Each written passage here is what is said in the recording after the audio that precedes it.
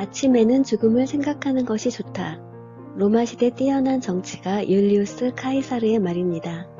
김영민 교수의 책 제목으로도 유명하죠. 그런데 아침부터 웬 죽음? 사는 것도 힘든데 죽음이라니 여러 가지 생각이 들게 하는 말입니다. 그렇다면 이 말이 가지고 있는 의미를 한번 탐색해 볼까요? 철학의 궁극적인 목적은 죽기 전에 한번 죽어보는 것이다 라고 합니다. 실제 죽고 나면 그때의 느낌을 삶에 적용할 수 없으니까 말이죠. 아시다시피 철학은 인간과 세계에 대한 근본 원리와 삶의 본질을 연구하는 학문입니다. 이러한 철학의 궁극적인 목적이 죽음을 미리 체험하는 것이라니, 그렇다면 죽음은 우리의 삶과 밀접하게 관련이 있는 것이 아닐까요? 애플의 스티브 잡스가 아침마다 죽음을 생각했던 방식은 이것이었습니다. 나는 아침마다 거울을 보면서 나에게 물어봅니다. 만약 오늘이 내 인생의 마지막이라면 내가 오늘 하려던 일을 하겠는가? 이에 대해 아니오라는 답변이 연이어 너무 많이 나온다면 난 뭔가를 바꿔야 한다고 생각합니다. 이 글을 보면 스티브 잡스는 바로 삶과 변화를 위해 아침마다 죽음을 생각했다는 것을 알 수 있습니다. 즉, 죽음을 생각하는 것이 바로 삶을 생각하는 것입니다. 여러분은 아침에 눈을 뜨는 순간 무엇을 생각하시나요? 저는 눈을 뜬 순간, 와, 오늘도 내가 살아있구나. 오늘 하루치의 삶이 내게 주어졌구나. 이런 생각을 해봅니다. 어제로부터 넘어온 복잡한 생각과 오늘 할 일, 이런 것들을 생각하기 전에 아, 살아있네. 오늘도 내가 살았네. 이런 생각을 하면 하루 단위로 새로운 삶이 주어졌다는 기분이 느껴집니다. 하루치의 삶이 다시 주어졌구나. 일단 감사합니다. 라고 말할 때도 있어요. 그럼 삶은 좀 더 단순해지고 가벼워집니다. 그리고 결국 삶이 오늘 하루일 뿐이라는 자각을 하게 됩니다. 우리의 하루는 우리의 인생입니다.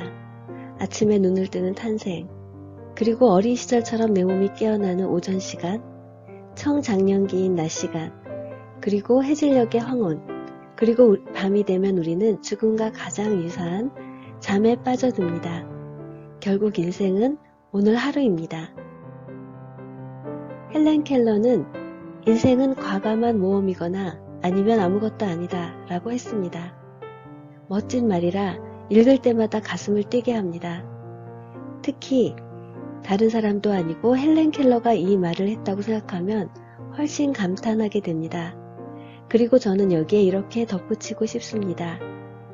인생은 오늘 하루이거나 아니면 아무것도 아니다. 비틀즈의 멤버 존 레논은 인생이란 당신이 다른 계획을 세우느라 바쁠 때 당신에게 일어나는 것이다 라고 했습니다.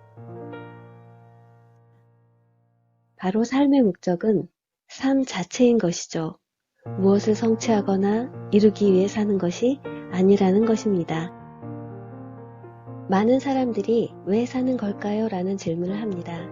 그러나 이 질문은 그 자체가 잘못되었다고 합니다. 삶은 이미 주어진 것입니다. 그것에 대해 왜 살아야 하느냐는 질문은 의미 없습니다. 삶에서 질문이 주어질 때 허겁지겁 답하려고 하지 말고 질문을 질문해 보세요. 이 질문은 나를 행복하게 하는가? 이 질문은 나를 행동하게 하는가? 그렇지 않다면 질문을 바꿔보세요. 나는 오늘 하루를 어떻게 살까? 가장 먼저 주어진 것을 온전히 즐기고 감사하는 삶은 어떤가요? 로마의 철학자 루크레티우스는 우리는 없는 것을 바라고 있는 것은 무시한다.